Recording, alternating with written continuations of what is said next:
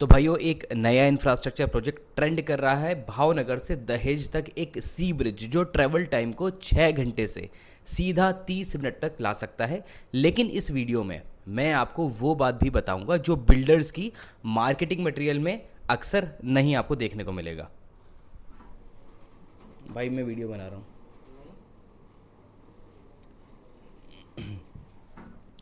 तो दोस्तों, दो अलग अलग प्रोजेक्ट चल रहे हैं इस कॉरिडोर में। तो दोस्तों दो अलग अलग प्रोजेक्ट चल रहे हैं इस कॉरिडोर में, और इन्हें अलग अलग समझना ही ज़्यादा ज़रूरी है।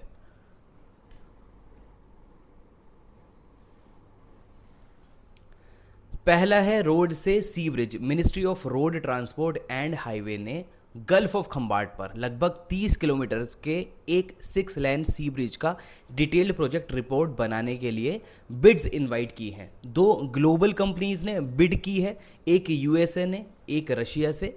ये भरूच भावनगर राजकोट जामनगर एक्सप्रेसवे का हिस्सा है, और अगर ये कंप्लीट होता है तो भरूच से भावनगर का ट्रेवल टाइम 5 घंटे से घटकर सिर्फ 1 घंटे का हो जाएगा। और जो दूसरा प्रोजेक्ट है वो है रेल सी लिंक। रेलवे मिनिस्ट्री ने 40 किलोमीटर लंबी दहेज भावनगर रेल सी लिंक के लिए सर्वे अप्रूव की थी, जिससे सौराष्ट्र और साउथ गुजरात डायरेक्टली कनेक्ट हो सकते हैं बिना अहमदाबाद या वडोदरा घूमे।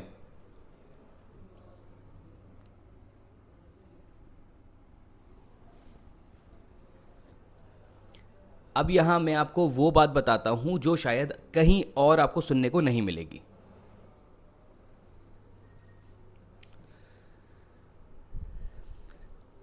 रेल वाले प्रोजेक्ट में एक छोटी सी दिक्कत आई है। जो इनिशियल सर्वे बजट सैंक्शन हुआ था वो एक्चुअली काम के लिए इनसफिशिएंट निकला। अब एक रिवाइज्ड ज़्यादा बड़े बजट का प्रपोजल प्रोसेस में है, और एक इंटरनल रेलवे डॉक्यूमेंट में तो ये भी मेंशन मिला है कि सर्वे ड्रॉप भी किया जा सकता है। मतलब इस पूरे प्रोजेक्ट का फ्यूचर अभी 100% कंफर्म नहीं है।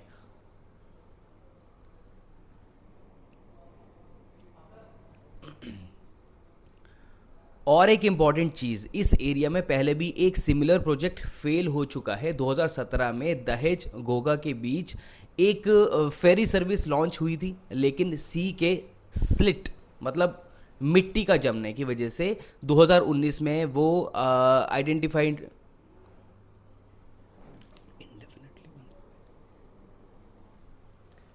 और एक इम्पॉर्टेंट चीज़, इस एरिया में पहले भी एक सिमिलर प्रोजेक्ट फेल हो चुका है। 2017 में दहेज घोघा के बीच एक फेरी सर्विस लॉन्च हुई थी, लेकिन सी के सिल्ट मतलब मिट्टी के जमने की वजह से 2019 में वो आइडेंटिफाइड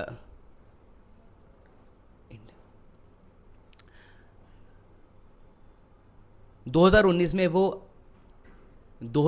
में वो इनडेफिनेटली बंद हो गई। 2090 करोड़ का टर्मिनल अभी भी लार्जली अनयूज पड़ा है। ये बताता है कि इस गल्फ ऑफ खंबाट एरिया में इंजीनियरिंग का एक बहुत बड़ा चैलेंज देखने को मिलता है।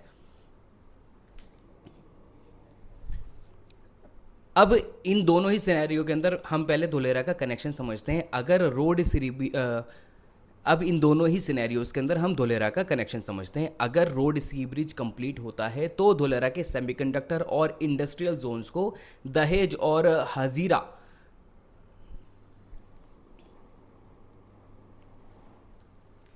अब धोलेरा से इसका कनेक्शन समझते हैं। अगर रोड सी ब्रिज कंप्लीट होती है तो धोलेरा के सेमीकंडक्टर और इंडस्ट्रियल जोन्स को दहेज और हजीरा के केमिकल इंडस्ट्रीज हब से डायरेक्टली कनेक्टिविटी मिल जाएगी। मतलब सप्लाई चेन के लिए ये बहुत वैल्यूएबल हो सकता है। लेकिन अभी ये सिर्फ डीपीआर और सर्वे स्टेज पे है। कंस्ट्रक्शन शुरू होने में अभी थोड़ा सा ज़्यादा समय लग सकता है। अगर आपको इस सी लिंक के नाम पर प्लॉट सेल कर रहा है कोई भी गारंटीड रैपिड एप्रिसिएशन बोल के, तो थोड़ा सा सावधान रहिएगा। ये प्रोजेक्ट अभी प्लानिंग स्टेज में ही है, गारंटीड टाइमलाइन अभी नहीं आई है।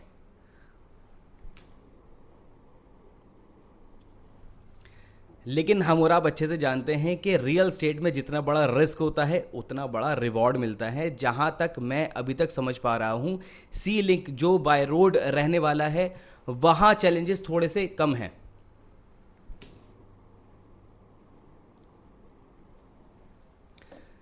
लेकिन एक कॉन्क्लूजन जो मैं समझ पा रहा हूँ कि चाहे बाय रोड आपका सीलिंग कनेक्ट हो जाए या रेलवे कनेक्ट हो जाए, अगर दोनों ही कनेक्ट हो जाते हैं किसी भी सिनेरियो के अंदर, जो कनेक्टिविटी धुलेरा को मिलने वाली है वो गेम चेंजर रहने वाली है।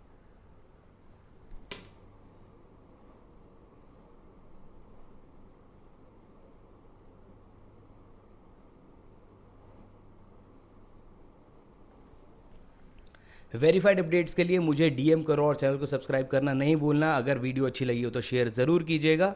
मेरा नाम है मोनिस, मिलते हैं नेक्स्ट वीडियो में।